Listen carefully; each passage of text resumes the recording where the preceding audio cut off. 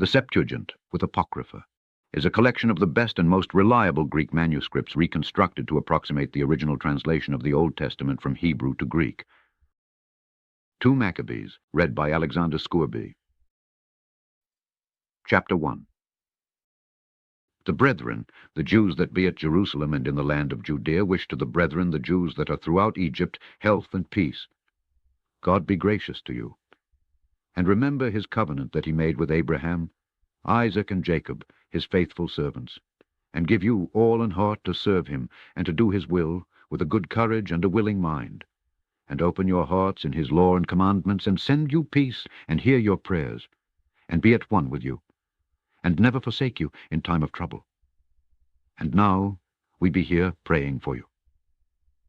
What time as Demetrius reigned, in the 169th year, we the Jews wrote to you in the extremity of trouble that came upon us in those years, from the time that Jason and his company revolted from the Holy Land and kingdom, and burned the porch, and shed innocent blood. Then we prayed to the Lord, and were heard. We offered also sacrifices and fine flour, and lighted the lamps, and set forth the loaves. And now see that you keep the Feast of Tabernacles in the month Caslu. In the 184th year, the people that were at Jerusalem and in Judea, and the council and Judas, sent greeting and health to Aristobulus, King Ptolemaios' master, who was of the stock of the anointed priests, and to the Jews that were in Egypt. Insomuch as God has delivered us from great perils, we thank him highly, as having been in battle against a king. For he cast them out that fought within the holy city. For when the leader was come into Persia, and the army with him that seemed invincible, they were slain in the temple of Nenea, by the deceit of Nenea's priests. For Antiochus, as though he would marry her, came into the place, and his friends that were with him, to receive money in name of a dowry. Which when the priests of Nenea had set forth, and he was entered with a small company into the compass of the temple, they shut the temple as soon as Antiochus was come in. And opening a privy door of the roof, they threw stones like thunderbolts, and struck down the captain, hewed them in pieces, struck off their heads, and cast them to those that were without. Blessed be our God in all things, who has delivered up the ungodly. Therefore, whereas we are now purposed to keep the purification of the temple upon the 25th day of the month, Caslu, we thought it necessary to certify you thereof, that you also might keep it as the Feast of the Tabernacles, and of the fire which was given us when Nehemias offered sacrifice. After that he had builded the temple and the altar. For when our fathers were led into Persia, the priests that were then devout took the fire of the altar privily, and hid it in an hollow place of a pit without water, where they kept it sure, so that the place was unknown to all men. Now after many years, when it pleased God, Nehemias, being sent from the king of Persia, did send of the posterity of those priests that had hid it to the fire. But when they told us, they found no fire, but thick water. Then commanded he them to draw it up, and to bring it. And when the sacrifices were laid on, Nehemias commanded the priests to sprinkle the wood, and the things laid thereupon with the water. When this was done, and the time came that the sun shone, which before was hid in the cloud, there was a great fire kindled, so that every man marveled. And the priests made a prayer while the sacrifice was consuming. I say, both the priests and all the rest, Jonathan beginning, and the rest answering thereto, as Nehemias did. And the prayer was after this manner: O Lord, Lord God, Creator of all things, who are fearful and strong and righteous and merciful, and the only and gracious King, the only giver of all things, the only just, almighty, and everlasting, you that deliver Israel from all trouble, and did choose the fathers, and sanctify them. Receive the sacrifice for your whole people, Israel, and preserve your own portion, and sanctify it. Gather those together that are scattered from us, deliver them that serve among the heathen, look upon them that are despised and abhorred, and let the heathen know that you are our God. Punish them that oppress us, and with pride do us wrong. Plant your people again in your holy place, as Moses has spoken, and the priests sung psalms of thanksgiving. Now when the sacrifice was consumed, Nehemias commanded the water that was left to be poured on the great stones. When this was done, there was kindled a flame, but it was consumed by the light that shined from the altar. So when this matter was known, it was told the king of Persia, that in the place where the priests that were led away had hid the fire, there appeared water, and that Nehemias had purified the sacrifices therewith. Then the king, enclosing the place, made it holy, after he had tried the matter. And the king took many gifts, and bestowed thereof on those whom he would gratify. And Nehemias called this thing Napthar, which is as much as to say, a cleansing, but many men call it Nephi. Chapter 2. It is also found in the records that Jeremy the prophet commanded them that were carried away to take of the fire, as it has been signified, and how that the prophet, having given them the law, charged them not to forget the commandments of the Lord, and that they should not err in their minds when they see images of silver and gold with their ornaments. And with other such speeches exhorted he them that the law should not depart from their hearts. It was also contained in the same writing that the prophet, being warned of God, commanded the tabernacle and the ark to go with him, as he went forth into the mountain, where Moses climbed up and saw the heritage of God. And when Jeremy came there, he found an hollow cave, wherein he laid the tabernacle and the ark and the altar of incense, and so stopped the door. And some of those that followed him came to mark the way, but they could not find it. Which when Jeremy perceived, he blamed them, saying, As for that place, it shall be unknown until the time that God gather his people again together, and receive them to mercy. Then shall the Lord show them these things, and the glory of the Lord shall appear, and the cloud also, as it was showed unto Moses, and as when Solomon desired that the place might be honorably sanctified. It was also declared that he, being wise, offered the sacrifice of dedication and of the finishing of the temple. And as when Moses prayed to the Lord, the fire came down from heaven, and consumed the sacrifices, even so prayed Solomon also, and the fire came down from heaven, and consumed the burnt offerings. And Moses said, Because the sin offering was not to be eaten, it was consumed. So Solomon kept those 8 days. The same things also were reported in the writings and commentaries of Nehemias, and how he, founding a library, gathered together the acts of the kings and the prophets, and of David, and the epistles of the kings concerning the holy gifts. In like manner also Judas gathered together all those things that were lost by reason of the war we had, and they remain with us. Therefore, if you have need thereof, send some to fetch them to you. Whereas we then are about to celebrate the purification, we have written to you, and you shall do well if you keep the same days. We hope also that the God that delivered all his people, and gave them all an heritage, and the kingdom, and the priesthood, and the sanctuary, as he promised in the law, will shortly have mercy upon us, and gather us together out of every land under heaven into the holy place. For he has delivered us out of great troubles, and has purified the place.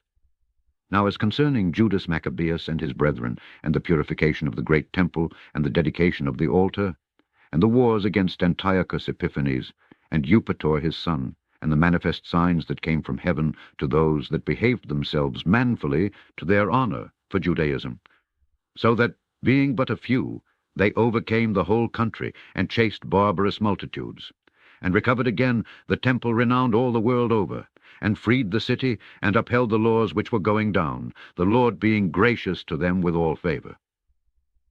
All these things, I say, being declared by Jason of Cyrene in 5 books, we will essay to abridge in 1 volume. For considering the infinite number, and the difficulty which they find that desire to look into the narrations of the story for the variety of the matter, we have been careful that they that will read may have delight, and that they that are desirous to commit to memory might have ease, and that all into whose hands it comes might have profit. Therefore to us that have taken upon us this painful labor of abridging, it was not easy, but a matter of sweat and watching, even as it is no ease to him that prepares a banquet and seeks the benefit of others. Yet for the pleasuring of many, we will undertake gladly this great pains, leaving to the author the exact handling of every particular, and laboring to follow the rules of an abridgment. For as the master builder of a new house must care for the whole building, but he that undertakes to set it out and paint it must seek out fit things for the adorning thereof. Even so, I think it is with us. To stand upon every point, and go over things at large, and to be curious in particulars, belongs to the first author of the story. But to use brevity, and avoid much laboring of the work, is to be granted to him that will make an abridgment. Here, then, will we begin the story, only adding thus much to that which has been said, that it is a foolish thing to make a long prologue, and to be short in the story itself. Chapter 3. Now when the holy city was inhabited with all peace, and the laws were kept very well, because of the godliness of Onias the high priest, and his hatred of wickedness, it came to pass that even the kings themselves did honor the place, and magnify the temple with their best gifts, insomuch that Seleucus of Asia of his own revenues bare all the costs belonging to the service of the sacrifices. But one Simon of the tribe of Benjamin, who was made governor of the temple, fell out with the high priest about disorder in the city. And when he could not overcome Onias, he got him to Apollonius, the son of Thrasæus, who then was governor of Celesyria and Phenice, and told him that the treasury in Jerusalem was full of infinite sums of money, so that the multitude of their riches, which did not pertain to the account of the sacrifices, was innumerable, and that it was possible to bring all into the king's hand. Now when Apollonius came to the king, and had showed him of the money whereof he was told, the king chose out Heliodorus his treasurer, and sent him with a commandment to bring him the foresaid money. So forthwith Heliodorus took his journey, under a colour of visiting the cities of Celesyria and Phenice, but indeed to fulfill the king's purpose. And when he was come to Jerusalem, and had been courteously received of the high priest of the city, he told him what intelligence was given of the money, and declared therefore he came, and asked if these things were so indeed. Then the high priest told him that there was such money laid up for the relief of widows and fatherless children, and that some of it belonged to Hyrcanus, son of Tobias, a man of great dignity, and not as that wicked Simon had misinformed, the sum whereof in all was 400 talents of silver and 200 of gold. And that it was altogether impossible that such wrongs should be done to them that had committed it to the holiness of the place, and to the majesty and inviolable sanctity of the temple, honored over all the world. But Heliodorus, because of the king's commandment given him, said that in any wise it must be brought into the king's treasury. So at the day which he appointed, he entered in to order this matter. Therefore there was no small agony throughout the whole city. But the priests, prostrating themselves before the altar in their priests' vestments, called to heaven upon him that made a law concerning things given to he kept, that they should safely be preserved for such as had committed them to be kept. Then whoso had looked the high priest in the face, it would have wounded his heart, for his countenance and the changing of his colour declared the inward agony of his mind. For the man was so compassed with fear and horror of the body, that it was manifest to them that looked upon him what sorrow he had now in his heart. Others ran flocking out of their houses to the general supplication, because the place was like to come into contempt. And the women, girded with sackcloth under their breasts, abounded in the streets, and the virgins that were kept in ran, some to the gates, and some to the walls, and others looked out of the windows. And all, holding their hands toward heaven, made supplication. Then it would have pitied a man to see the falling down of the multitude of all sorts, and the fear of the high priest being in such an agony. They then called upon the Almighty Lord to keep the things committed of trust safe and sure for those that had committed them. Nevertheless, Heliodorus executed that which was decreed. Now as he was there present himself with his God about the treasury, the Lord of spirits and the Prince of all power caused a great apparition, so that all that presumed to come in with him were astonished at the power of God, and fainted, and were sore afraid. For there appeared to them an horse with a terrible rider upon him, and adorned with a very fair covering, and he ran fiercely, and struck at Heliodorus with his forefeet. And it seemed that he that sat upon the horse had complete harness of gold. Moreover, 2 other young men appeared before him, notable in strength, excellent in beauty, and comely in apparel, who stood by him on either side, and scourged him continually, and gave him many sore stripes. And Heliodorus fell suddenly to the ground, and was compassed with great darkness. But they that were with him took him up, and put him into a litter. Thus him that lately came with a great train, and with all his guard into the said treasury, they carried out, being unable to help himself with his weapons, and manifestly they acknowledged the power of God. For he by the hand of God was cast down, and lay speechless without all hope of life. But they praised the Lord that had miraculously honored his own place. For the temple, which a little before was full of fear and trouble, when the Almighty Lord appeared, was filled with joy and gladness. Then straightway certain of Heliodorus' friends prayed Onias, that he would call upon the Most High to grant him his life, who lay ready to give up the ghost. So the high priest, suspecting lest the king should misconceive that some treachery had been done to Heliodorus by the Jews, offered a sacrifice for the health of the man. Now, as the high priest was making an atonement, the same young men in the same clothing appeared and stood beside Heliodorus, saying, "Give Onias the high priest great thanks, insomuch as for his sake the Lord has granted you life. And seeing that you have been scourged from heaven, declare to all men the mighty power of God." And when they had spoken these words, they appeared no more. So Heliodorus, after he had offered sacrifice to the Lord, and made great vows to him that had saved his life, and saluted Onias, returned with his host to the king. Then testified he to all men the works of the great God, which he had seen with his eyes. And when the king Heliodorus, who might be a fit man to be sent yet once again to Jerusalem, he said, "If you have any enemy or traitor, send him there, and you shall receive him well scourged, if he escape with his life. For in that place, no doubt, there is an especial power of God. For he that dwells in heaven has his eye on that place and defends it, and he beats and destroys them that come to hurt it." And the things concerning Heliodorus and the keeping of the treasury fell out on this sort. Chapter 4. This Simon now, of whom we spoke before, having been a betrayer of the money and of his country, slandered Onias, as if he had terrified Heliodorus, and been the worker of these evils. Thus was he bold to call him a traitor, that had deserved well of the city, and tended his own nation, and was so zealous of the laws. But when their hatred went so far, that by one of Simon's faction murders were committed, Onias, seeing the danger of this contention, and that Apollonius, as being the governor of Celesyria and Phenice, did rage and increase Simon's malice, he went to the king, not to be an accuser of his countrymen, but seeking the good of all, both public and private. For he saw that it was impossible that the state should continue quiet, and Simon leave his folly, unless the king did look thereto. But after the death of Seleucus, when Antiochus, called Epiphanes, took the kingdom, Jason, the brother of Onias, labored underhand to be high priest, promising to the king by intercession 360 talents of silver, and of another revenue 80 talents.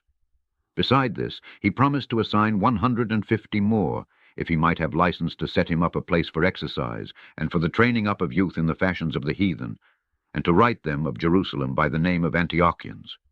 Which when the king had granted, and he had gotten into his hand the rule, he forthwith brought his own nation to Greekish fashion. And the royal privileges granted of special favor to the Jews by the means of John the father of Eupolemus, who went ambassador to Rome for amity and aid, he took away. And putting down the governments which were according to the law, he brought up new customs against the law, for he built gladly a place of exercise under the tower itself, and brought the chief young men under his subjection, and made them wear a hat. Now such was the height of Greek fashions, and increase of heathenish manners, through the exceeding profaneness of Jason, that ungodly wretch, and no high priest, that the priests had no courage to serve any more at the altar, but despising the temple, and neglecting the sacrifices, hastened to be partakers of the unlawful allowance in the place of exercise, after the game of discus called them forth, not setting by the honors of their fathers, but liking the glory of the Grecians best of all. By reason whereof sore calamity came upon them, for they had them to be their enemies and avengers, whose custom they followed so earnestly, and to whom they desired to be like in all things. For it is not a light thing to do wickedly against the laws of God, but the time following shall declare these things. Now when the game that was used every faith year was kept at Tyrus, the king being present, this ungracious Jason sent special messengers from Jerusalem, who were Antiochians, to carry 300 drachmas of silver to the sacrifice of Hercules, which even the bearers thereof thought fit not to bestow upon the sacrifice, because it was not convenient, but to be reserved for other charges. This money then, in regard of the sender, was appointed to Hercules' sacrifice, but because of the bearers thereof, it was employed to the making of galleys. Now when Apollonius the son of Menesthius was sent into Egypt for the coronation of King Ptolemaeus Philometor, Antiochus, understanding him not to be well affected to his affairs, provided for his own safety. Whereupon he came to Joppa, and from thence to Jerusalem, where he was honorably received of Jason and of the city, and was brought in with torch alight and with great shoutings, and so afterward went with his host to Phenice. 3 years afterward, Jason sent Menelaus, the aforesaid Simon's brother, to bear the money to the king, and to put him in mind of certain necessary matters. But he, being brought to the presence of the king, when he had magnified him for the glorious appearance of his power, got the priesthood to himself, offering more than Jason by 300 talents of silver. So he came with the king's mandate, bringing nothing worthy the high priesthood, but having the fury of a cruel tyrant and the rage of a savage beast. Then Jason, who had undermined his own brother, being undermined by another, was compelled to flee into the country of the Ammonites. So Menelaus got the principality. But as for the money that he had promised to the king, he took no good order for it, albeit Sostratus, the ruler of the castle, required it. For to him appertained the gathering of the customs. Therefore they were both called before the king. Now Menelaus left his brother Lysimachus in his stead in the priesthood, and Sostratus left Crates, who was governor of the Cyprians. While those things were in doing, they of Tarsus and Malos made insurrection, because they were given to the king's concubine, called Antiochus. Then came the king in all haste to appease matters, leaving Andronicus, a man in authority, for his deputy. Now Menelaus, supposing that he had gotten a convenient time, stole certain vessels of gold out of the temple, and gave some of them to Andronicus, and some he sold into Tyrus, and the cities round about. Which, when Onias knew of a surety, he reproved him, and withdrew himself into a sanctuary at Daphne that lies by Antiochia. Therefore Menelaus, taking Andronicus apart, prayed him to get Onias into his hands, who being persuaded thereto, and coming to Onias in deceit, gave him his right hand with oaths, and though he was suspected by him, yet persuaded he him to come forth of the sanctuary, whom forthwith he shut up without regard of justice. For the which cause not only the Jews, but many also of other nations, took great indignation, and were much grieved for the unjust murder of the man. And when the king was come again from the places about Cilicia, the Jews that were in the city, and certain of the Greeks that abhorred the fact also, complained because Onias was slain without cause. Therefore Antiochus was heartily sorry, and moved to pity, and wept because of the sober and modest behavior of him that was dead. And being kindled with anger, forthwith he took away Andronicus his purple, and tore off his clothes, and leading him through the whole city to that very place where he had committed impiety against Onias, there killed he the cursed murderer. Thus the Lord rewarded him his punishment, as he had deserved. Now when many sacrileges had been committed in the city by Lysimachus with the consent of Menelaus, and the fruit thereof was spread abroad, the multitude gathered themselves together against Lysimachus, many vessels of gold being already carried away. Whereupon the common people rising, and being filled with rage, Lysimachus armed about 3,000 men, and began first to offer violence. One Orinus being the leader, a man far gone in years, and no less in folly. They then, seeing the attempt of Lysimachus, some of them caught stones, some clubs, others taking handfuls of dust that was next at hand, cast them all together upon Lysimachus, and those that set upon them. Thus many of them they wounded, and some they struck to the ground, and all of them they forced to flee. But as for the church robber himself, him they killed beside the treasury. Of these matters therefore there was an accusation laid against Menelaus. Now when the king came to Tyrus, 3 men that were sent from the Senate pleaded the cause before him. But Menelaus, being now convicted, promised Ptolemy, the son of Dorymenes, to give him much money if he would pacify the king toward him. Whereupon Ptolemy, taking the king aside into a certain gallery, as it were to take the air, brought him to be of another mind, insomuch that he discharged Menelaus from the accusations, who notwithstanding was cause of all the mischief. And those poor men, who if they had told their cause, yes, before the Scythians, should have been judged innocent, them he condemned to death. Thus they that followed the matter for the city, and for the people, and for the holy vessels, did soon suffer unjust punishment. Therefore even they of Tyrus, moved with hatred of that wicked deed, caused them to be honorably buried. And so, through the covetousness of them that were of power, Menelaus remained still in authority, increasing in malice, and being a great traitor to the citizens. Chapter 5. About the same time Antiochus prepared his second voyage into Egypt, and then it happened that through all the city, for the space almost of 40 days, there were seen horsemen running in the air, in cloth of gold, and armed with lances, like a band of soldiers, and troops of horsemen in array, encountering and running one against another, with shaking of shields, and multitude of pikes, and drawing of swords, and casting of darts, and glittering of golden ornaments, and harness of all sorts. Therefore every man prayed that that apparition might turn to good. Now when there was gone forth a false rumor, as though Antiochus had been dead, Jason took at the least 1,000 men, and suddenly made an assault upon the city, and they that were upon the walls being put back, and the city at length taken, Menelaus fled into the castle. But Jason killed his own citizens without mercy, not considering that to get the day of them of his own nation would be a most unhappy day for him, but thinking they had been his enemies, and not his countrymen whom he conquered. Howbeit for all this he obtained not the principality, but at the last received shame for the reward of his treason, and fled again into the country of the Ammonites. In the end, therefore, he had an unhappy return, being accused before Aretas the king of the Arabians, fleeing from city to city, pursued of all men, hated as a forsaker of the laws, and being had in abomination as an open enemy of his country and countrymen, he was cast out into Egypt. Thus he that had driven many out of their country perished in a strange land, retiring to the Lacedaemonians, and thinking there to find succor by Ratzin of his kindred. And he that had cast out many unburied had none to mourn for him, nor any solemn funerals at all, nor sepulchre with his fathers.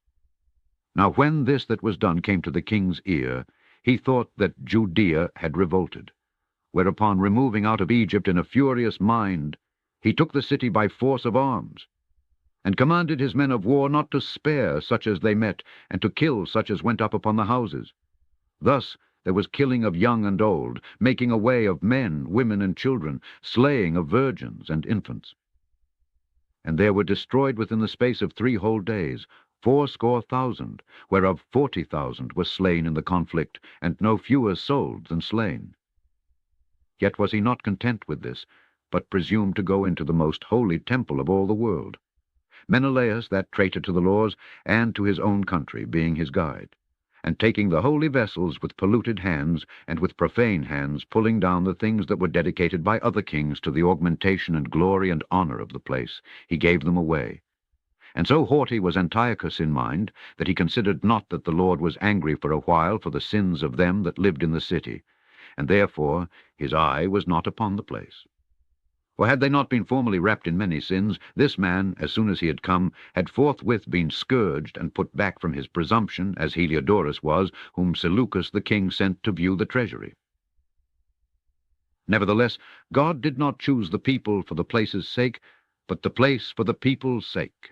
And therefore the place itself, that was partaker with them of the adversity that happened to the nation, did afterward communicate in the benefits sent from the Lord.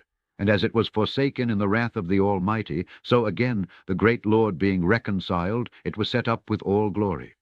So when Antiochus had carried out of the temple 1,800 talents, he departed in all haste to Antiochia, weening in his pride to make the land navigable, and the sea passable by foot. Such was the haughtiness of his mind. And he left governors to vex the nation. At Jerusalem, Philip, for his country a Phrygian, and for manners more barbarous than he that set him there, and at Gerizim, Andronicus, and besides Menelaus, who, worse than all the rest, bare an heavy hand over the citizens, having a malicious mind against his countrymen, the Jews. He sent also that detestable ringleader Apollonius, with an army of 22,000, commanding him to kill all those that were in their best age, and to sell the women and the younger sort, who, coming to Jerusalem and pretending peace, did forbear till the holy day of the Sabbath, when taking the Jews' keeping holy day, he commanded his men to arm themselves. And so he killed all them that were gone to the celebrating of the Sabbath, and running through the city with weapons killed great multitudes. But Judas Maccabeus with 9 others, or thereabout, withdrew himself into the wilderness, and lived in the mountains after the manner of beasts, with his company, who fed on herbs continually, lest they should be partakers of the pollution. Chapter 6. Not long after this, the king sent an old man of Athens to compel the Jews to depart from the laws of their fathers, and not to live after the laws of God, and to pollute also the temple in Jerusalem, and to call it the temple of Jupiter Olympius, and that in Gerizim of Jupiter the defender of strangers, as they did desire that lived in the place. The coming in of this mischief was sore and grievous to the people. For the temple was filled with riot and reviling by the Gentiles, who dallied with harlots, and had to do with women within the circuit of the holy places, and besides that brought in things that were not lawful. The altar also was filled with profane things, which the law forbids. Neither was it lawful for a man to keep Sabbath days or ancient fasts, or to profess himself at all to be a Jew. And in the day of the king's birth every month they were brought by bitter constraint to eat of the sacrifices. And when the fast of Bacchus was kept, the Jews were compelled to go in procession to Bacchus, carrying ivy. Moreover, there went out a decree to the neighbor cities of the heathen by the suggestion of Ptolemy against the Jews, that they should observe the same fashions, and be partakers of their sacrifices, and whoso would not conform themselves to the manners of the Gentiles should be put to death. Then might a man have seen the present misery. For there were 2 women brought who had circumcised their children, whom when they had openly led round about the city, the babes handing at their breasts, they cast them down headlong from the wall. And others that had run together into caves near by, to keep the Sabbath day secretly, being discovered by Philip, were all burnt together, because they made a conscience to help themselves for the honor of the most sacred day. Now I beseech those that read this book, that they be not discouraged for these calamities, but that they judge those punishments not to be for destruction, but for a chastening of our nation. For it is a token of his great goodness, when wicked doers are not suffered any long time, but forthwith punished. For not as with other nations, whom the Lord patiently forbears to punish till they be. And therefore he never withdraws his mercy from us. And though he punish with adversity, yet does he never forsake his people. But let this that we had spoken be for a warning to us. And now will we come to the declaring of the matter in a few words. Eleazar, one of the principal scribes, an aged man, and of a well-favored countenance, was constrained to open his mouth and to eat swine's flesh. But he, choosing rather to die gloriously than to live stained with such an abomination, spit it forth, and came of his own accord to the torment, as it behooved them to come that are resolute to stand out against such things, as are not lawful for love of life to be tasted, but they that had the charge of that wicked feast, for the old acquaintance they had with the man, taking him aside, implored him to bring flesh of his own provision, such as was lawful for him to use, and make as if he did eat of the flesh taken from the sacrifice commanded by the king, that in so doing he might be delivered from death, and for the old friendship with them find favor. But he began to consider discreetly, and as became his age, and the excellency of his ancient years, and the honor of his grey head, whereon was come, and his most honest education from a child, or rather the holy law made and given by God. Therefore he answered accordingly, and willed them straightways to send him to the grave. For it becomes not our age, said he, in any wise to dissemble, whereby many young persons might think that Eleazar, being 80 years old and 10, were now gone to a strange religion. And so they through my hypocrisy, and desire to live a little time and a moment longer, should be deceived by me, and I get a stain to my old age, and make it abominable. For though for the present time I should be delivered from the punishment of men, yet should I not escape the hand of the Almighty, neither alive nor dead. Therefore now, manfully changing this life, I will show myself such an one as my age requires, and leave a notable example to such as be young to die willingly and courageously for the honorable and holy laws. And when he had said these words, immediately he went to the torment.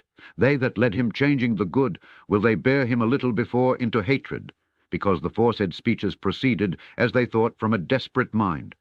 But when he was ready to die with stripes, he groaned, and said, It is manifest to the Lord, that has the holy knowledge, that whereas I might have been delivered from death, I now endure sore pains in body, by being beaten. But in soul am well content to suffer these things, because I fear him. And thus this man died, leaving his death for an example of a noble courage and a memorial of virtue, not only to young men, but to all his nation. Chapter 7. It came to pass also that 7 brethren with their mother were taken, and compelled by the king against the law to taste swine's flesh, and were tormented with scourges and whips. But one of them that spoke first said thus, What would you ask or learn of us? We are ready to die, rather than to transgress the laws of our fathers. Then the king, being in a rage, commanded pans and cauldrons to be made hot, which forthwith being heated, he commanded to cut out the tongue of him that spoke first, and to cut off the utmost parts of his body, the rest of his brethren and his mother looking on. Now when he was thus maimed in all his members, he commanded him, being yet alive, to be brought to the fire, and to be fried in the pan. And as the vapour of the pan was for a good space dispersed, they exhorted one another with the mother to die manfully, saying thus, The Lord God looks upon us, and in truth has comfort in us, as Moses in his song, which witnessed to their faces, declared, saying, And he shall be comforted in his servants. So when the first was dead after this number, they brought the second to make him a mocking stock.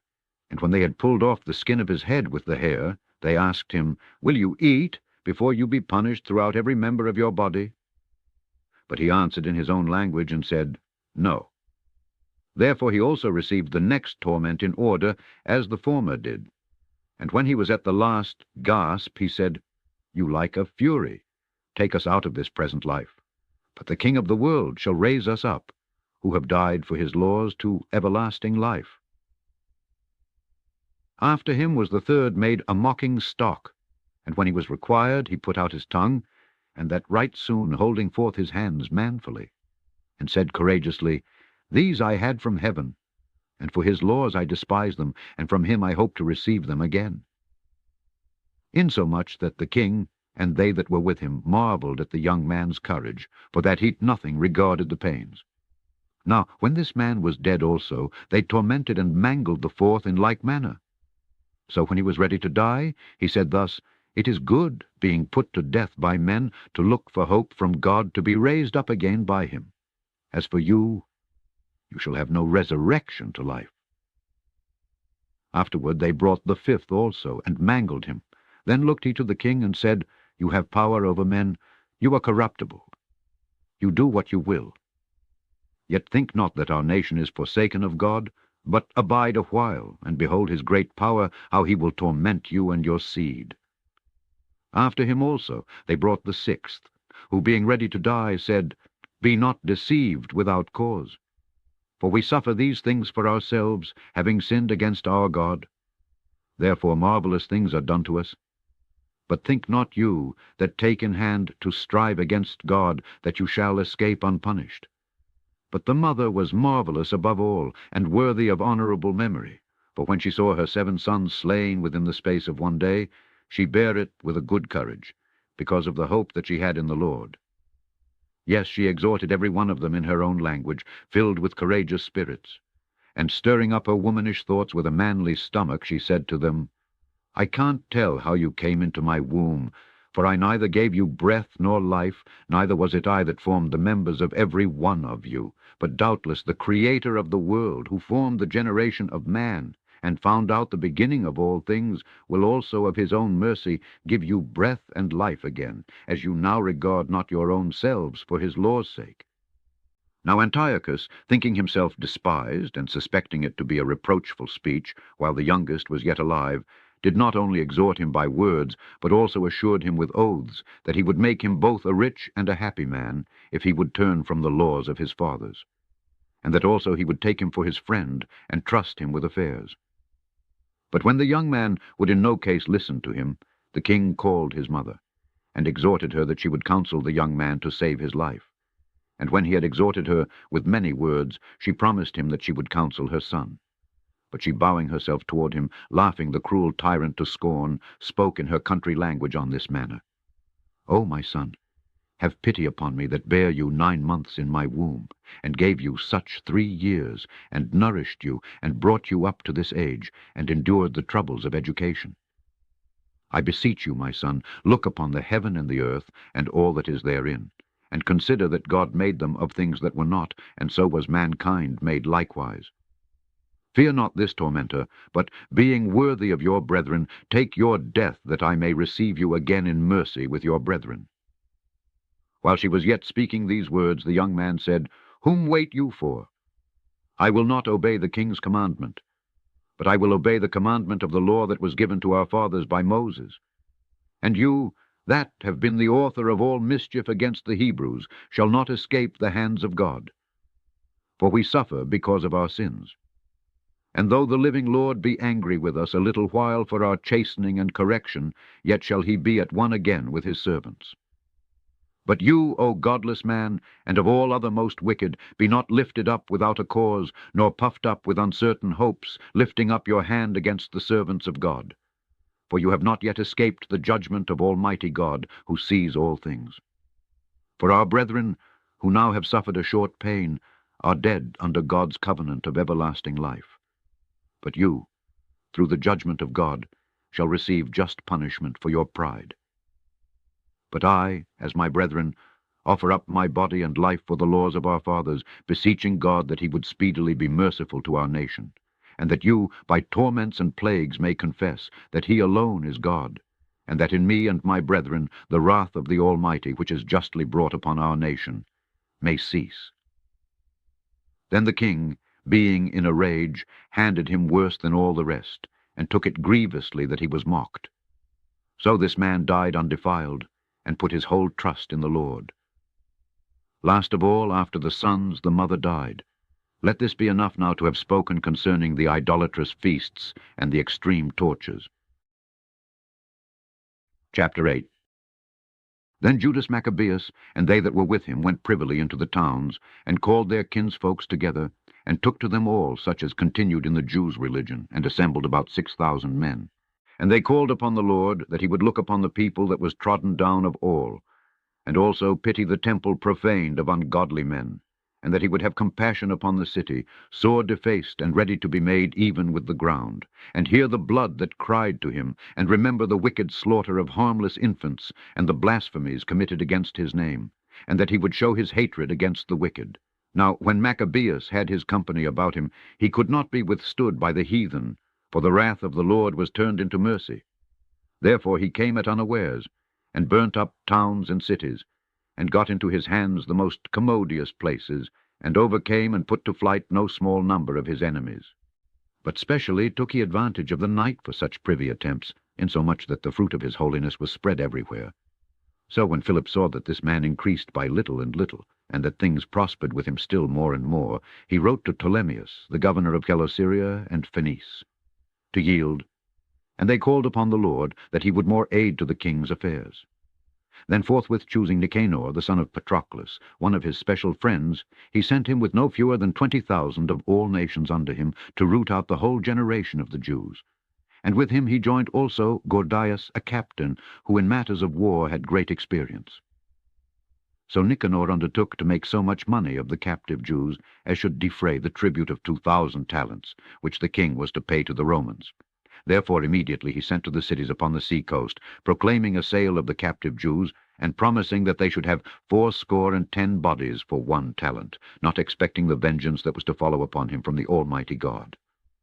Now when word was brought to Judas of Nicanor's coming, and he had imparted to those that were with him that the army was at hand, they that were fearful and distrusted the justice of God fled and conveyed themselves away. Others sold all that they had left, and withal implored the Lord to deliver them, sold by the wicked Nicanor before they met together, and if not for their own sakes, yet for the covenants he had made with their fathers, and for his holy and glorious name's sake, by which they were called. So Maccabeus called his men together to the number of 6,000, and exhorted them not to be stricken with terror of the enemy, nor to fear the great multitude of the heathen who came wrongly against them, but to fight manfully, and to set before their eyes the injury that they had unjustly done to the holy place, and the cruel handling of the city, whereof they made a mockery, and also the taking away of the government of their forefathers. For they, said he, trust in their weapons and boldness, but our confidence is in the Almighty, who at a beck can cast down both them that come against us, and also all the world. Moreover, he recounted to them what helps their forefathers had found, and how they were delivered, when under Sennacherib 185,000 perished. And he told them of the battle that they had in Babylon with the Galatians, how they came but 8,000 in all to the business, with 4,000 Macedonians, and that the Macedonians being perplexed, the 8,000 destroyed 120,000 because of the help that they had from heaven, and so received a great booty. Thus, when he had made them bold with these words, and ready to die for the law and the country, he divided his army into 4 parts, and joined with himself his own brethren, leaders of each band, to wit Simon and Joseph, and Jonathan, giving each one 1,500 men. Also he appointed Eleazar to read the holy book.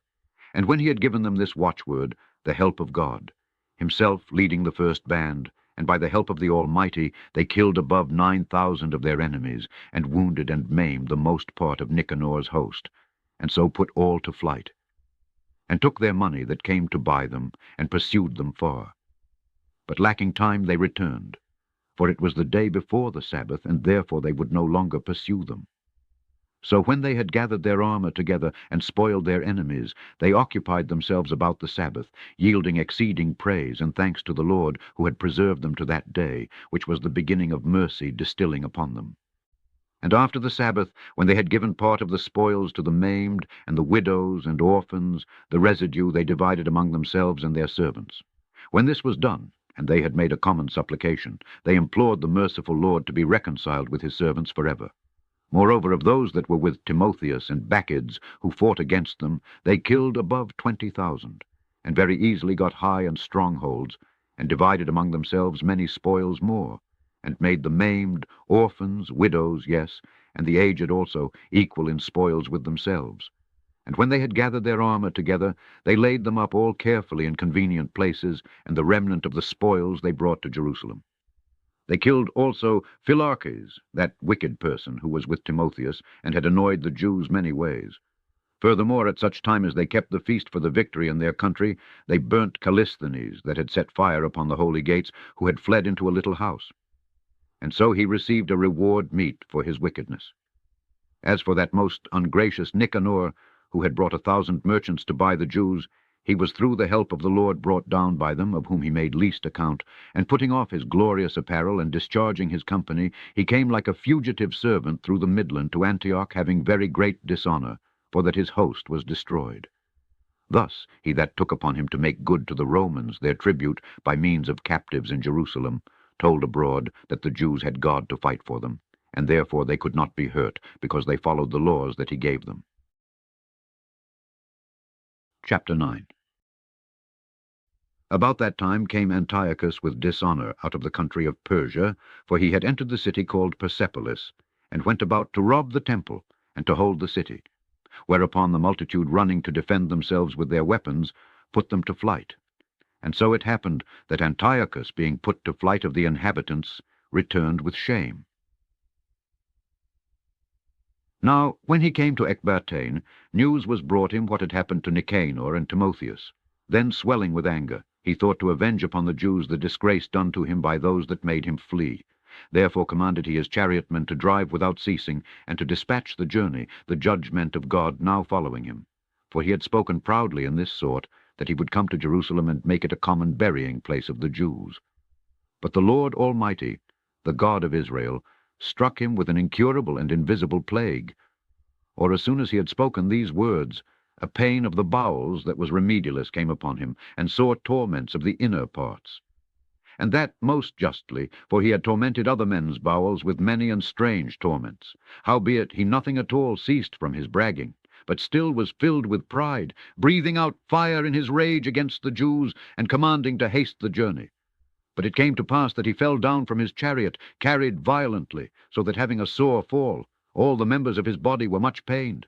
And thus he that a little before thought he might command the waves of the sea, so proud was he beyond the condition of man, and weigh the high mountains in a balance, was now cast on the ground, and carried in an horse litter, showing forth to all the manifest power of God. So that the worms rose up out of the body of this wicked man, and while he lived in sorrow and pain, his flesh fell away, and the filthiness of his smell was noisome to all his army. And the man that thought a little before he could reach to the stars of heaven, no man could endure to carry for his intolerable stink. Here, therefore, being plagued, he began to leave off his great pride, and to come to the knowledge of himself by the scourge of God, his pain increasing every moment. And when he himself could not abide his own smell, he said these words, "It is meet to be subject to God, and that a man that is mortal should not proudly think of himself if he were God. This wicked person vowed also to the Lord, who now no more would have mercy upon him, saying thus, that the holy city, to the which he was going in haste to lay it even with the ground, and to make it a common burying place, he would set at liberty. And as touching the Jews whom he had judged not worthy so much as to be buried, but to be cast out with their children, to be devoured of the fowls and wild beasts, he would make them all equals to the citizens of Athens. And the holy temple, which before he had spoiled, he would garnish with goodly gifts, and restore all the holy vessels with many more, and out of his own revenue defray the charges belonging to the sacrifices. Yes, and that also he would become a Jew himself, and go through all the world that was inhabited, and declare the power of God. But for all this his pains would not cease, for the just judgment of God was come upon him. Therefore, despairing of his health, he wrote to the Jews the letter underwritten, containing the form of a supplication, after this manner. Antiochus, king and governor, to the good Jews his citizens wishes much joy, health, and prosperity. If you and your children fare well, and your affairs be to your contentment, I give very great thanks to God, having my hope in heaven. As for me, I was weak, or else I would have remembered kindly your honor and goodwill returning out of Persia, and being taken with a grievous disease, I thought it necessary to care for the common safety of all, not distrusting my health, but having great hope to escape this sickness. But considering that even my father, at what time he led an army into the high countries, appointed a successor, to the end that, if anything fell out contrary to expectation, or if any tidings were brought that were grievous, they of the land, knowing to whom the state was left, might not be troubled. Again, considering how that the princes that are borderers and neighbors to my kingdom wait for opportunities, and expect what shall be the event. I have appointed my son Antiochus king, whom I often committed and commended to many of you when I went up into the high provinces, to whom I have written as follows. Therefore I pray and request you to remember the benefits that I have done to you generally, and in special, and that every man will be still faithful to me and my son, for I am persuaded that he, understanding my mind, will favorably and graciously yield to your desires. Thus the murderer and blasphemer, having suffered most grievously as he entreated other men, so died he a miserable death in a strange country in the mountains. And Philip, that was brought up with him, carried away his body, who also, fearing the son of Antiochus, went into Egypt to Ptolemais Philometor. Chapter 10. Now Maccabeus and his company, the Lord guiding them, recovered the temple and the city. But the altars which the heathen had built in the open street, and also the chapels, they pulled down. And having cleansed the temple, they made another altar, and striking stones they took fire out of them, and offered a sacrifice after 2 years, and set forth incense and lights and showbread. When that was done, they fell flat down, and implored the Lord that they might come no more into such troubles. But if they sinned any more against him, that he himself would chasten them with mercy, and that they might not be delivered to the blasphemous and barbarous nations. Now, upon the same day that the strangers profaned the temple, on the very same day it was cleansed again, even the 25th day of the same month, which is Caslu. And they kept the 8 days with gladness, as in the Feast of the Tabernacles, remembering that not long before they had held the Feast of the Tabernacles, when as they wandered in the mountains and dens like beasts. Therefore they bare branches, and fair boughs and palms also, and sang psalms to him that had given them good success in cleansing his place. They ordained also, by a common statute and decree, that every year those days should be kept of the whole nation of the Jews. And this was the end of Antiochus, called Epiphanes. Now will we declare the acts of Antiochus Eupator, who was the son of this wicked man, gathering briefly the calamities of the wars. So when he was come to the crown, he set one Lysias over the affairs of his realm, and appointed him his chief governor of Celesyria and Phenice. For Ptolemais that was called Macron, choosing rather to do justice to the Jews for the wrong that had been done to them, endeavored to continue peace with them.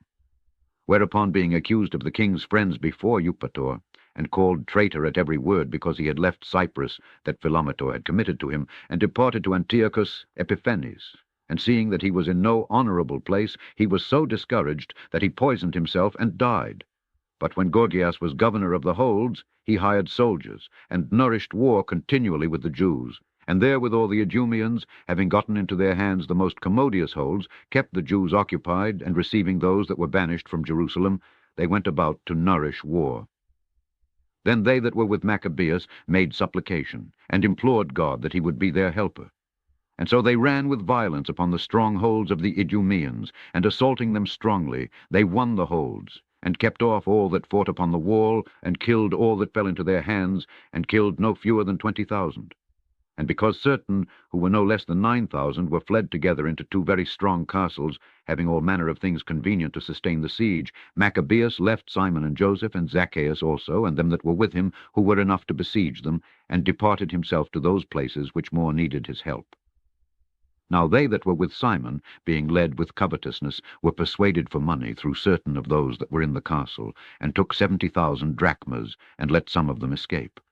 But when it was told Maccabeus what was done, he called the governors of the people together, and accused those men that they had sold their brethren for money, and set their enemies free to fight against them.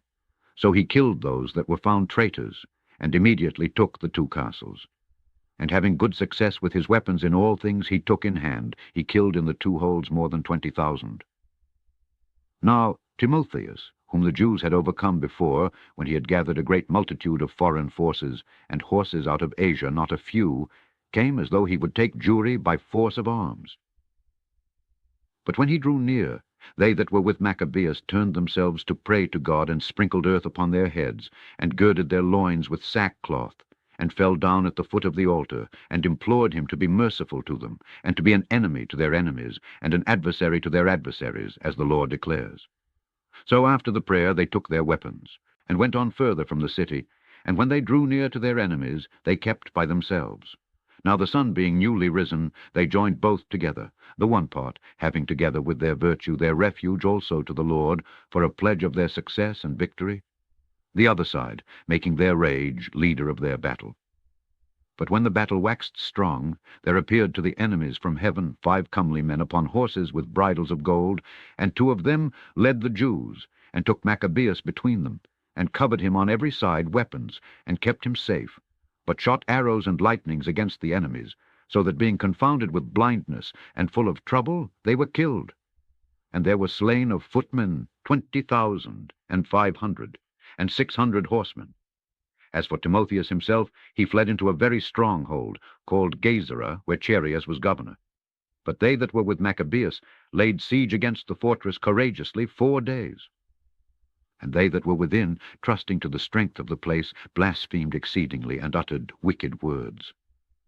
Nevertheless, upon the 5th day early, 20 young men of Maccabeus' company, inflamed with anger because of the blasphemies, assaulted the wall, manly, and with a fierce courage killed all that they met withal.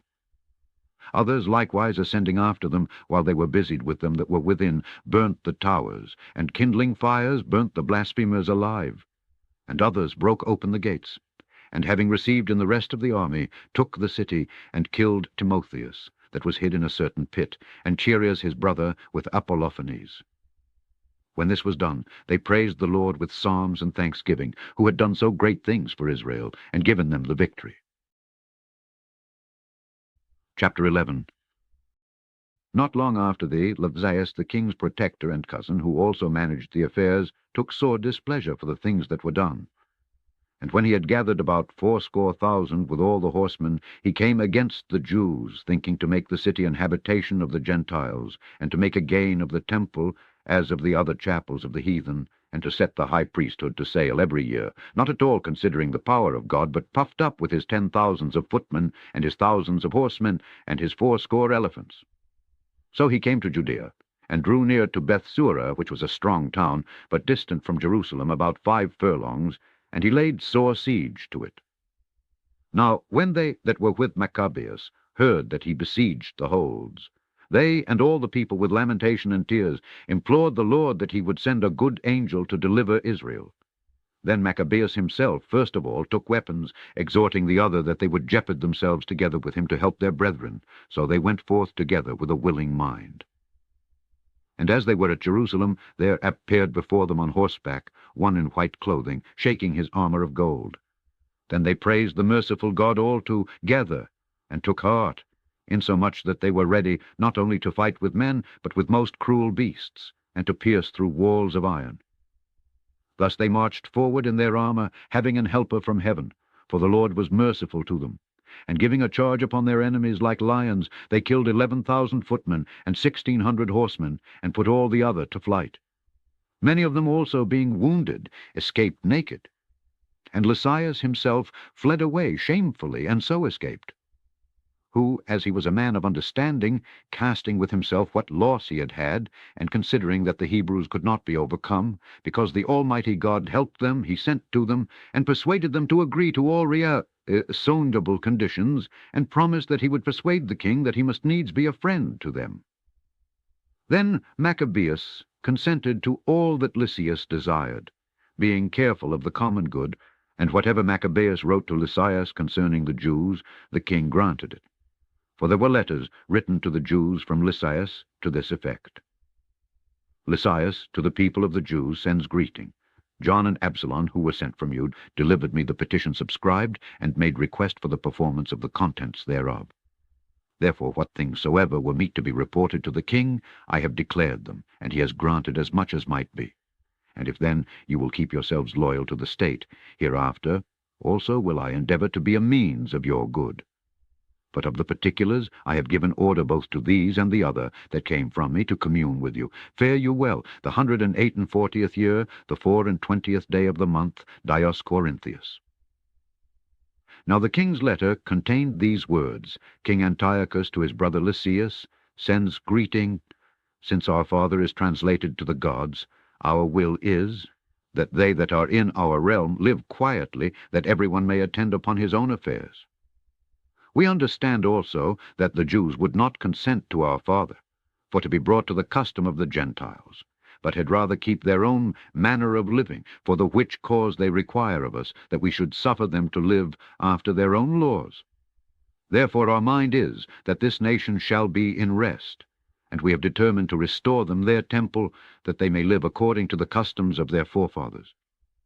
You shall do well, therefore, to send to them, and grant them peace, that when they are certified of our mind, they may be of good comfort, and ever go cheerfully about their own affairs.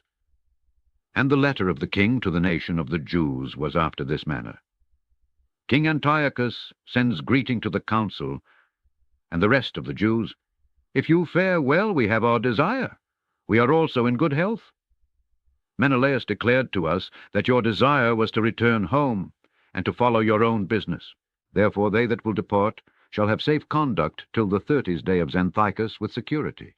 And the Jews shall use their own kind of meats and laws as before, and none of them any manner of way shall be molested for things ignorantly done. I have sent also Menelaus, that he may comfort you. Fare you well. In the 148th year, and the 15th day of the month Xanthicus, the Romans also sent to them a letter containing these words: Quintus Memmius and Titus Manlius, ambassadors of the Romans, send greeting to the people of the Jews. Whatsoever Lysias, the king's cousin, has granted, therewith we also are well pleased.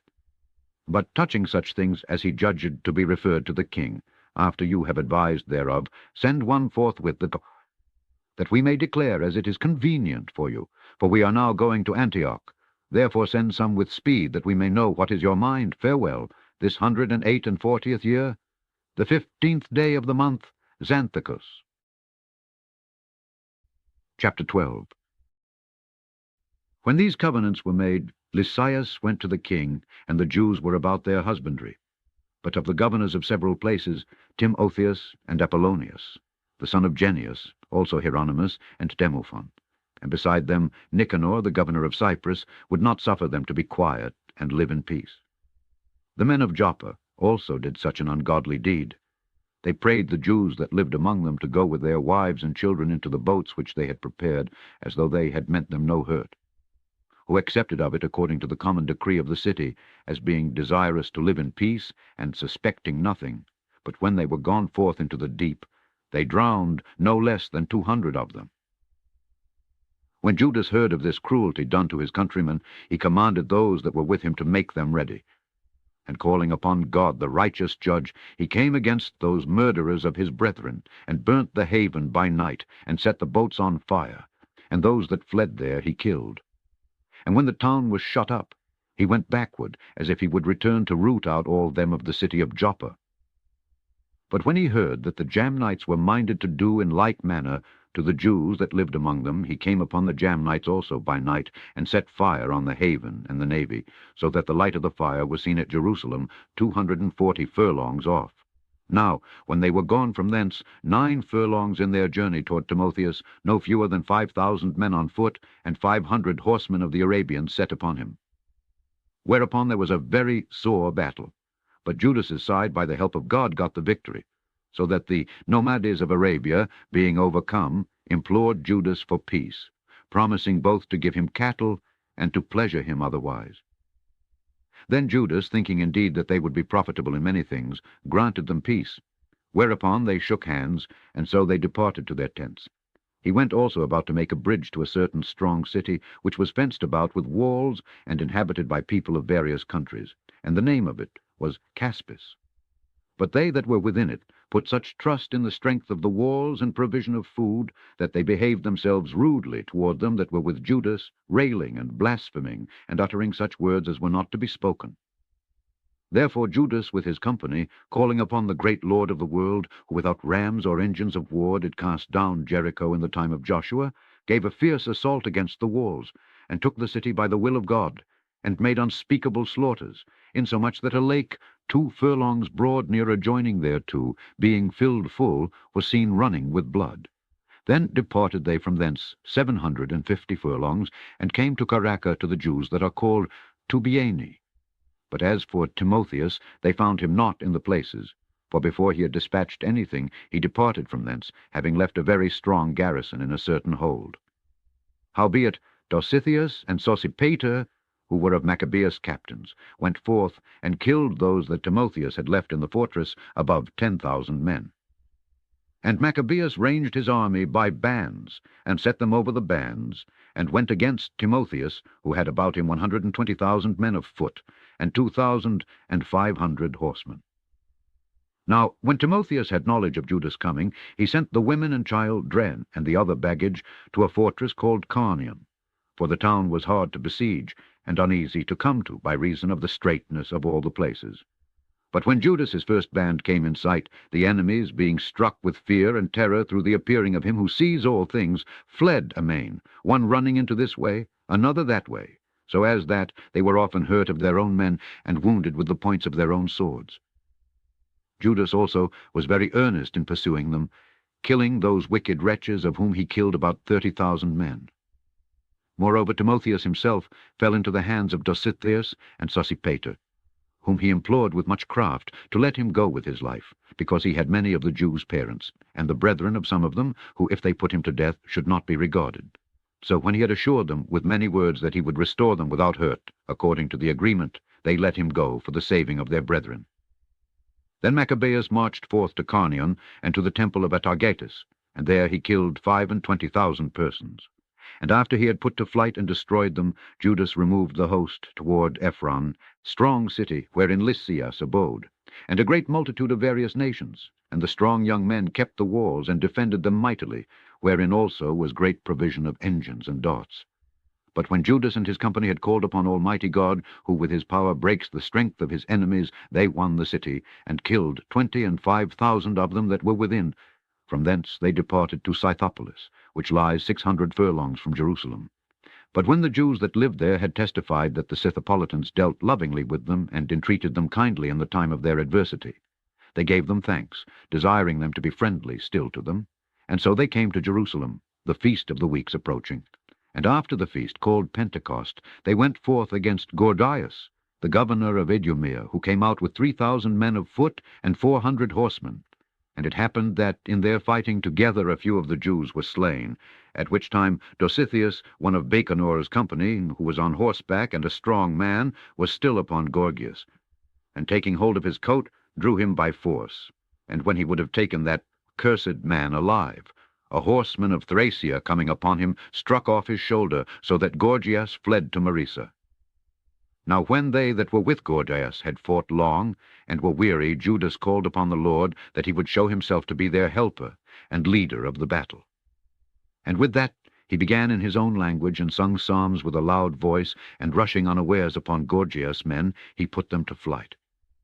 So Judas gathered his host, and came into the city of Adullam, And when the 7th day came, they purified themselves, as the custom was, and kept the Sabbath in the same place.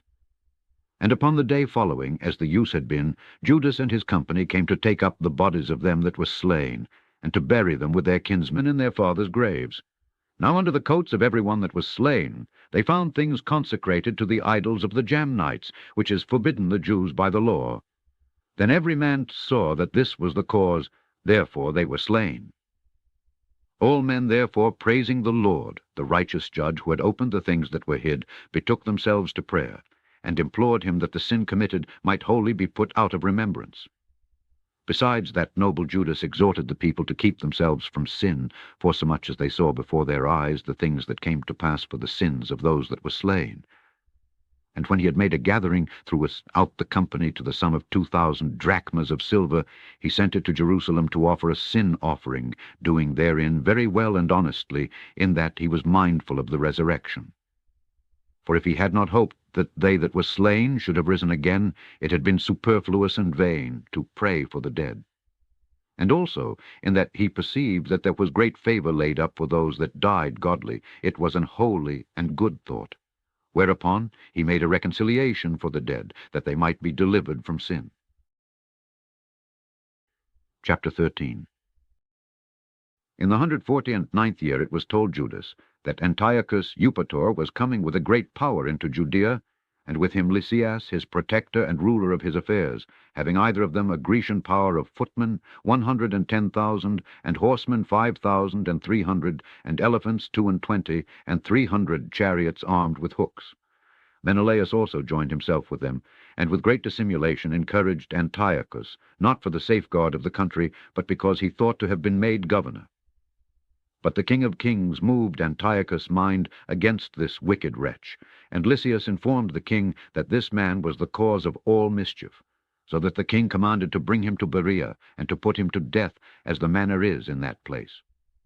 Now there was in that place a tower of 50 cubits high, full of ashes, and it had a round instrument which on every side hanged down into the ashes. And whoever was condemned of sacrilege, or had committed any other grievous crime, there did all men thrust him to death. Such a death it happened that wicked man to die, not having so much as burial in the earth, and that most justly.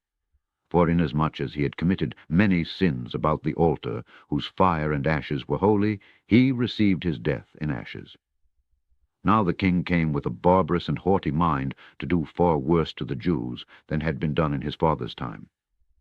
Which things when Judas perceived, he commanded the multitude to call upon the Lord night and day, that if ever at any other time, he would now also help them, being at the point to be put from their law, from their country, and from the holy temple, and that he would not suffer the people, that had even now been but a little refreshed, to be in subjection to the blasphemous nations.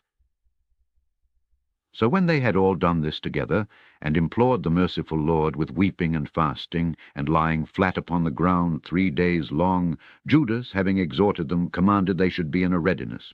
And Judas, being apart with the elders, determined before the king's host should enter into Judea, and get the city, to go forth and try the matter in fight by the help of the Lord. So when he had committed all to the Creator of the world, and exhorted his soldiers to fight manfully, even to death, for the laws, the temple, the city, the country, and the commonwealth, he camped by Modan. And having given the watchwords to them that were about him, victory is of God. With the most valiant and choice young men he went into the king's tent by night, and killed in the camp about 4,000 men, and the chiefest of the elephants, with all that were upon him. And at last they filled the camp with fear and tumult, and departed with good success. This was done in the break of the day, because the protection of the Lord did help him.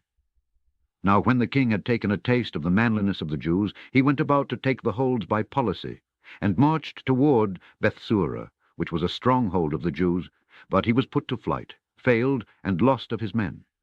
For Judas had conveyed to them that were in it such things as were necessary. But Rhodocus, who was in the Jews' host, disclosed the secrets to the enemies. Therefore he was sought out, and when they had gotten him, they put him in prison. The king treated with them in Bethsura the second time, gave his hand, took theirs, departed, fought with Judas, was overcome.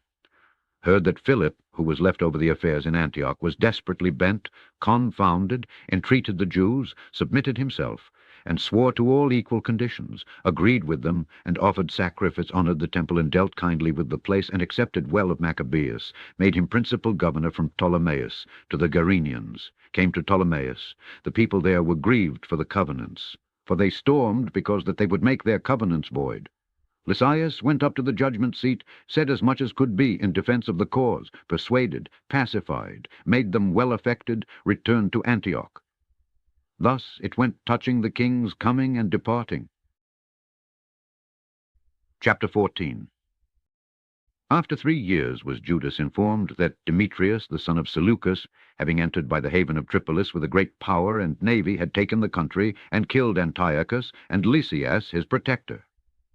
Now one Alcimus, who had been high priest, and had defiled himself wilfully in the times of their mingling with the Gentiles, seeing that by no means he could save himself, nor have any more access to the holy altar, came to King Demetrius in the 151 year, presenting to him a crown of gold and a palm, and also of the boughs which were used solemnly in the temple, and so that day he held his peace. Howbeit, having gotten opportunity to further his foolish enterprise, and being called into council by Demetrius, and asked how the Jews stood affected, and what they intended, he answered thereto, those of the Jews that he called Assadeans, whose captain is Judas Maccabeus, nourish war and are seditious, and will not let the rest be in peace. Therefore I, being deprived of my ancestors' honor, I mean the high priesthood, am now come here. First, verily, for the unfeigned care I have of things pertaining to the king, and secondly, even for that I intend the good of my own countrymen. For all our nation is in no small misery through the unadvised dealing of them aforesaid. Therefore, O king, seeing know all these things, be careful for the country and our nation, which is pressed on every side, according to the clemency that you readily show to all. For as long as Judas lives, it is not possible that the state should be quiet. This was no sooner spoken of him, but others of the king's friends, being maliciously set against Judas, did more incense Demetrius. And forthwith calling Nicanor, who had been master of the elephants, and making him governor over Judea, he sent him forth, commanding him to kill Judas, and to scatter them that were with him, and to make Alcimus high priest of the great temple.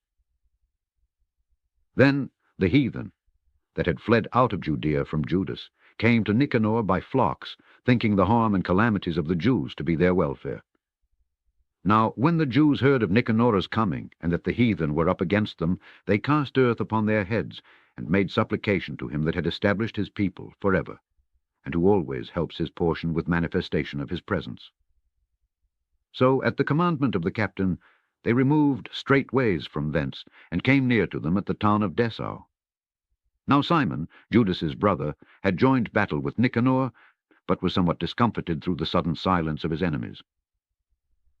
Nevertheless Nicanor, hearing of the manliness of them that were with Judas, and the courageousness that they had to fight for their country, dared not try the matter by the sword. Therefore he sent Posidonius, and Theodotus, and Mattathias, to make peace.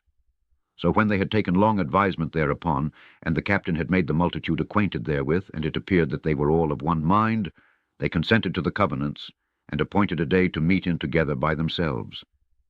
And when the day came, and stools were set for either of them, Judas placed armed men ready in convenient places, lest some treachery should be suddenly practiced by the enemies. So they made a peaceful conference. Now Nicanor abode in Jerusalem, and did no hurt, but sent away the people that came flocking to him.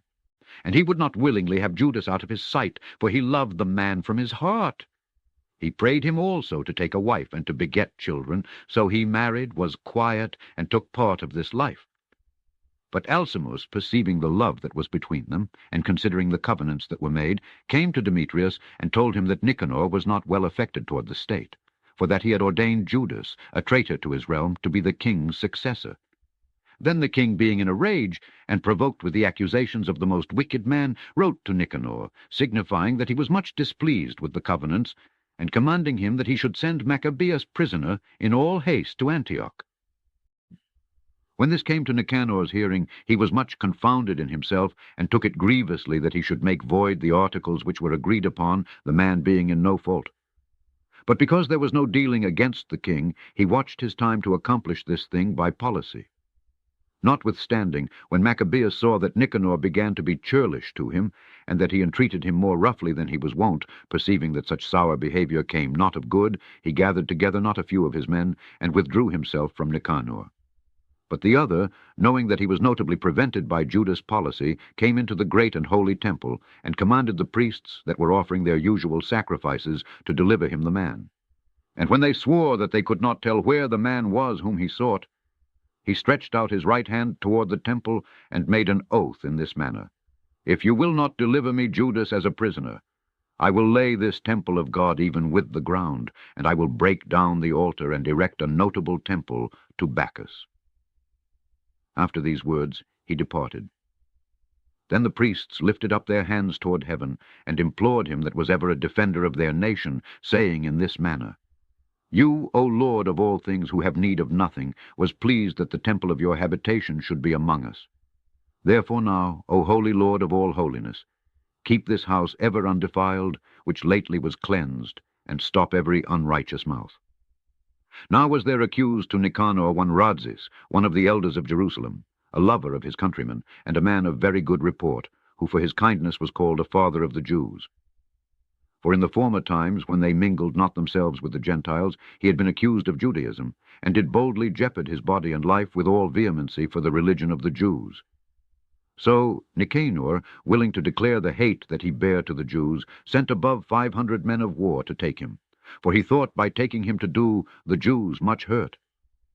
Now when the multitude would have taken the tower, and violently broken into the outer door, and bade that fire should be brought to burn it, he, being ready to be taken on every side, fell upon his sword, choosing rather to die manfully than to come into the hands of the wicked, to be abused otherwise than beseemed his noble birth. But missing his stroke through haste, the multitude also rushing within the doors, he ran boldly up to the wall, and cast himself down manfully among the thickest of them. But they quickly giving back, and a space being made, he fell down into the midst of the void place. Nevertheless, while there was yet breath within him, being inflamed with anger, he rose up. And though his blood gushed out like spouts of water, and his wounds were grievous, yet he ran through the midst of the throng, and standing upon a steep rock, when as his blood was now quite gone, he plucked out his bowels, and taking them in both his hands, he cast them upon the throng, and calling upon the Lord of life and spirit to restore him those again, he thus died. Chapter 15.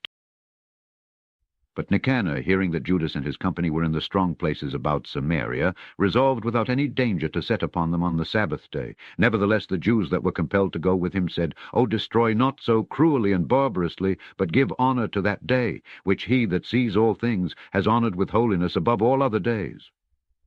Then the most ungracious wretch demanded, if there were a mighty one in heaven that had commanded the Sabbath day to be kept. And when they said, There is in heaven a living Lord, and mighty, who commanded the seventh day to be kept, then said the other, And I also am mighty upon earth, and I command to take arms and to do the king's business. Yet he obtained not to have his wicked will done. So Nicanor, in exceeding pride and haughtiness, determined to set up a public monument of his victory over Judas and them that were with him. But Maccabeus had ever sure confidence that the Lord would help him. Therefore he exhorted his people not to fear the coming of the heathen against them, but to remember the help which in former times they had received from heaven, and now to expect the victory and aid which should come to them from the Almighty. And so, comforting them out of the law and the prophets, and withal putting them in mind of the battles that they won before, he made them more cheerful. And when he had stirred up their minds, he gave them their charge, showing them therewithal the falsehood of the heathen, and the breach of oaths. Thus he armed every one of them, not so much with defense of shields and spears as with comfortable and good words. And beside that he told them a dream, worthy to be believed, as if it had been so indeed, which did not a little rejoice them. And this was his vision, that Onias, who had been high priest, a virtuous and a good man, reverend in conversation, gentle in condition, well spoken also, and exercised from a child in all points of virtue, holding up his hands, prayed for the whole body of the Jews. This done, in like manner there appeared a man with grey hairs, and exceeding glorious, who was of a wonderful and excellent majesty. Then Onias answered, saying, This is a lover of the brethren, who prays much for the people, and for the holy city, to wit, Jeremias, the prophet of God. Whereupon Jeremias, holding forth his right hand, gave to Judas a sword of gold, and in giving it spoke thus, Take this holy sword, a gift from God, with the which you shall wound the adversaries. Thus being well comforted by the words of Judas, which were very good, and able to stir them up to valor and to encourage the hearts of the young men, they determined not to pitch camp, but courageously to set upon them, and manfully to try the matter by conflict, because the city and the sanctuary and the temple were in danger. For the care that they took for their wives and their children, their brethren and folks, was in least account with them, but the greatest and principal fear was for the holy temple. Also they that were in the city took not the least care, being troubled for the conflict abroad. And now, whenas all looked what should be the trial, and the enemies were already come near, and the army was set in array, and the beasts conveniently placed, and the horsemen set in wings, Maccabeus, seeing the coming of the multitude, and the various preparations of armor, and the fierceness of the beasts, stretched out his hands toward heaven, and called upon the Lord that works wonders, knowing that victory comes not by arms, but even as it seems good to him, he gives it to such as are worthy. Therefore in his prayer he said after this manner, O Lord, you did send your angel in the time of Ezekias king of Judea, and did kill in the host of Sennacherib 185,000. Therefore now also, O Lord of heaven, send a good angel before us for a fear and dread to them, and through the might of your arm let those be stricken with terror that come against your holy people to blaspheme.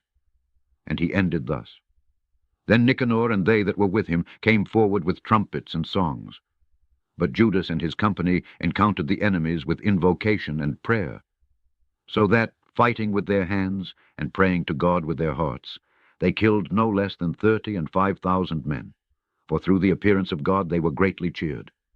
Now when the battle was done, returning again with joy, they knew that Nicanor lay dead in his harness. Then they made a great shout and a noise, praising the Almighty in their own language. And Judas, who was ever the chief defender of the citizens, both in body and mind, and who continued his love toward his countrymen all his life, commanded to strike off Nicanor's head, and his hand with his shoulder, and bring them to Jerusalem. So when he was there, and called them of his nation together, and set the priests before the altar, he sent for them that were of the tower, and showed them vile Nicanor's head, and the hand of that blasphemer, which with proud brags he had stretched out against the holy temple of the Almighty.